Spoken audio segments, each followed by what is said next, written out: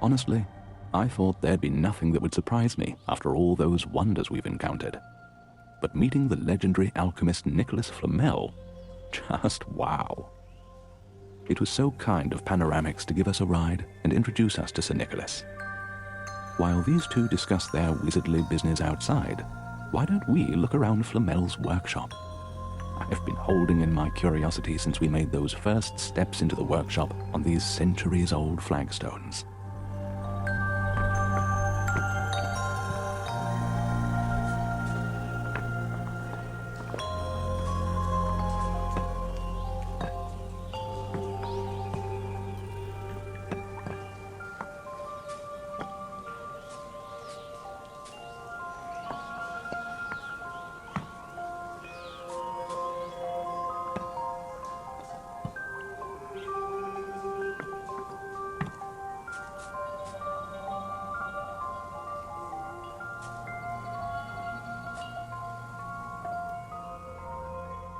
There's something so heartwarming when you think that Nicholas Flamel is from the real world just like us.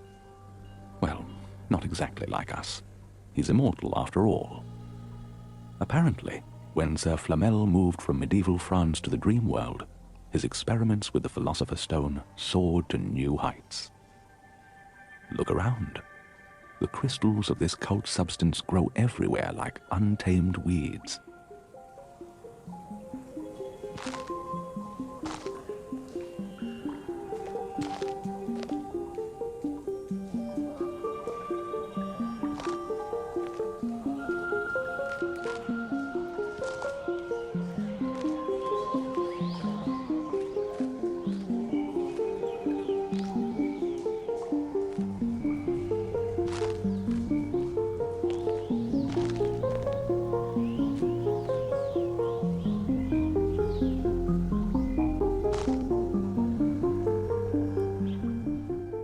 Did you notice how strongly the curing time affects the color and density of these sparkling crystals?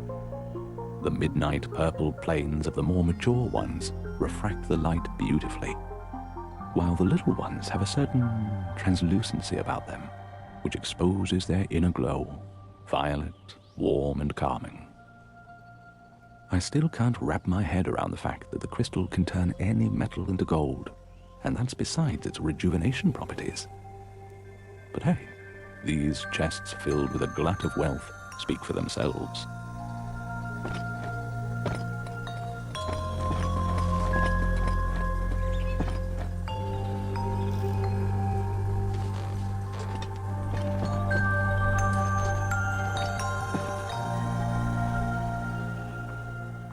No wonder Mr. Flamel is considered one of the wealthiest people in the whole of Dreamworld.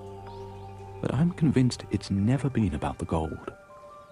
Science, that's what moves him. I bet he built this massive distillation device to defy the laws of nature and push boundaries of material reconversion even further.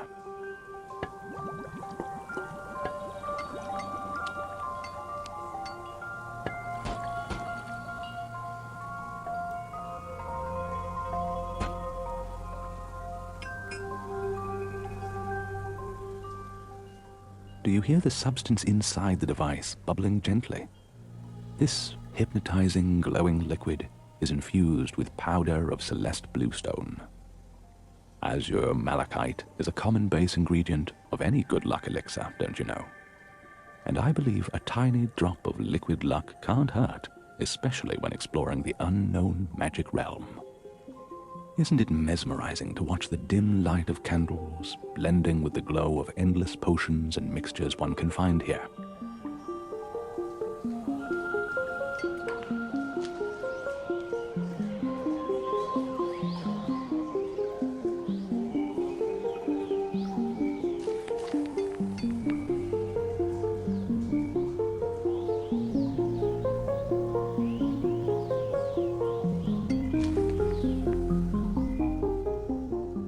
This age-old book cabinet towering over the room must be storing so many secrets.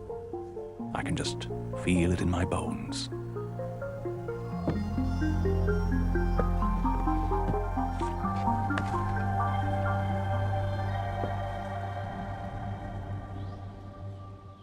I doubt we'll ever have another chance to be in a room where science and magic intertwine so closely. In a place like this, even seemingly common objects take on a new enigmatic energy.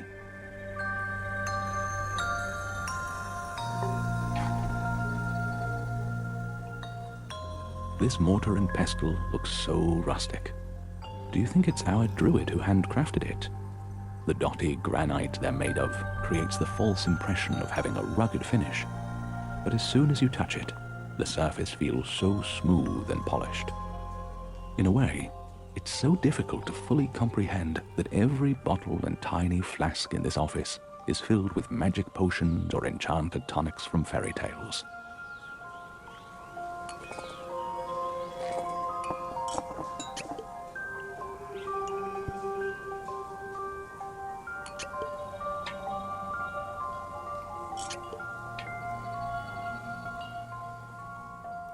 Do these potions have an inexplicable magnetizing effect on you?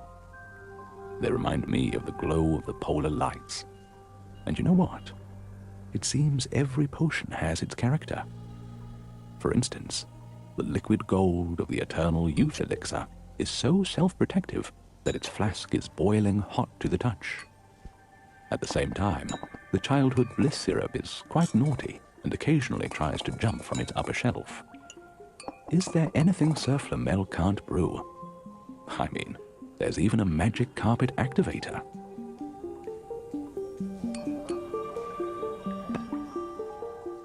This mixture turns any carpet into a flying one. I presume the carpet in this office has had quite a few trial flights in its time.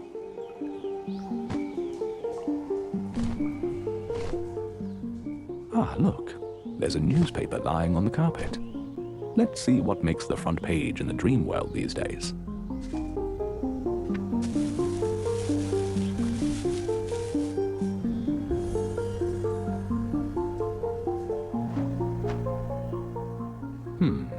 Some people are still able to cross the Somnirosa portal to the dream world, but can never leave. I hate to admit it, but it seems we're in a bit of trouble, my friend. Even if we find Felwyn, there's no way for us to get back. It seems we're stuck here forever. That is, unless one of these ancient books has a long-forgotten method of traveling across the worlds. Let's check these stashes of books from Sir Nicholas's library.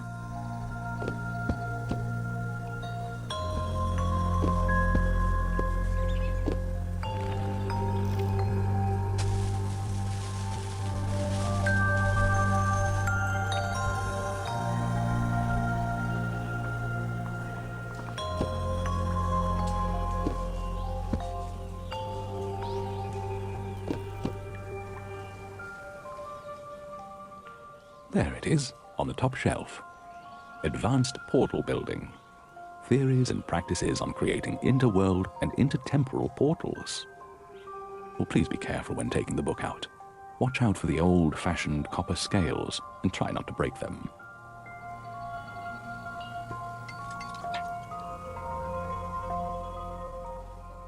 Well, the book clearly states that no man has ever created such a portal before. Or has. Oh, look what I found here.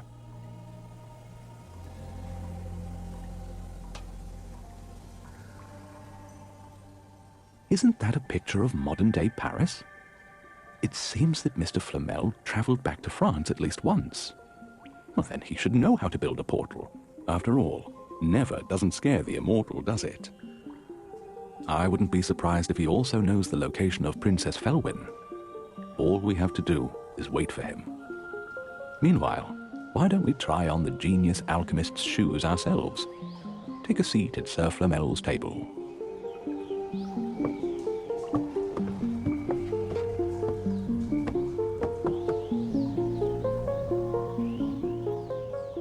Look at the mysterious gold-encrusted pictograms this massive polished table is adorned with. Unbelievable craftsmanship. I still can't deny it's a creative clutter. The whole place is snowed under sheets of parchment paper notes scattered around.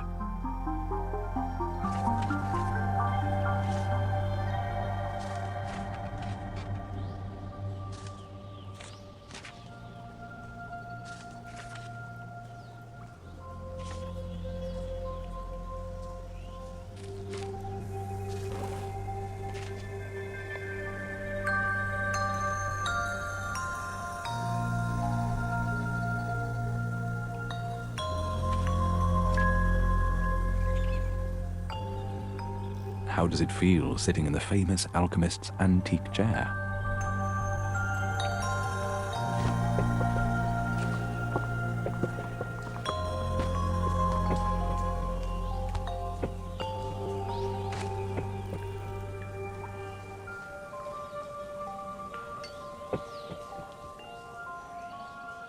The softness of its scarlet velvet embraces you and your body, helping you relax immediately as if by magic. A genuine seat wonder complemented by a rocking ability. Did you notice it? I wonder how it's even possible to focus on work when you feel that relaxed, especially when you're tempted by a bowl full of candies levitating beside.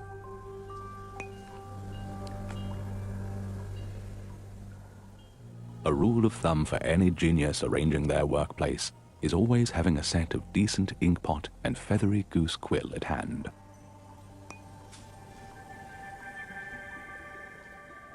After all, you never know when your next brilliant idea is going to hit you. It's fair to say that not all Sir Flamel's experiments ended in roaring successes. Careful with the shatters and smithereens on the table.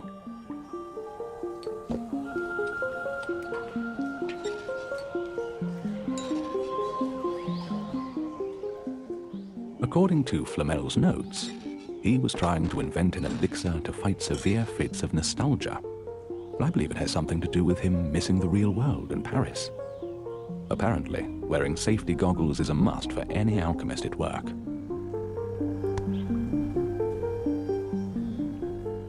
Do you think that nostalgia is a disease to be cured? Are you missing home in your cozy apartment with the fireplace? Interesting. I think we found something.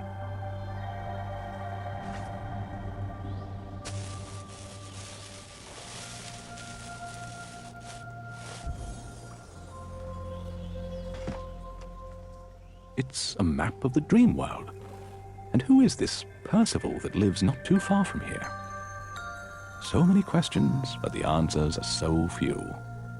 My friend, how did we miss this ancient manuscript with sand-colored papers, which sits grandly on an old-style book holder?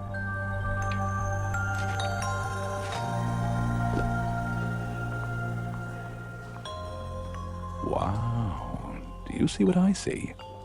You've barely touched the pages, and now the ancient runes are coming to life. I think we'd better wait for Sir Flamel. We've got so many questions to ask. What do these runes mean?